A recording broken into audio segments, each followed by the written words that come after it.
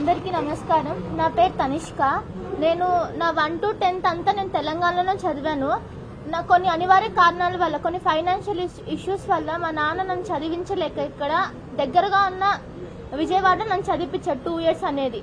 So అక్కడ నేను 2 years చదివాను. 1 to 10th మాత్రం ఇక్కడే కంప్లీట్ చేశాను నాది. కానీ నేను పాస్ అవుట్ అయింది 2022లో.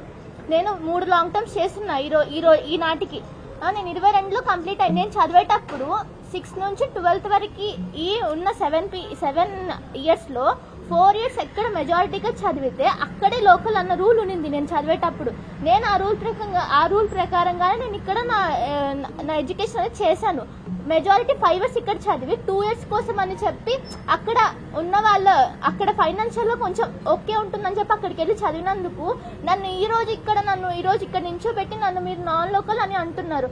సార్ దయచేసి మా అందరికీ న్యాయం చేయండి సార్, ప్లీజ్ సార్. మా లాంటి 40 మంది విద్యార్థులు ఉన్నాం మేము. మా భవిష్యత్ అంతా మీ చేతిలోనే ఉంటుంది. దయచేసి మాకు న్యాయం చేయండి అని కోరుకుంటున్నాం.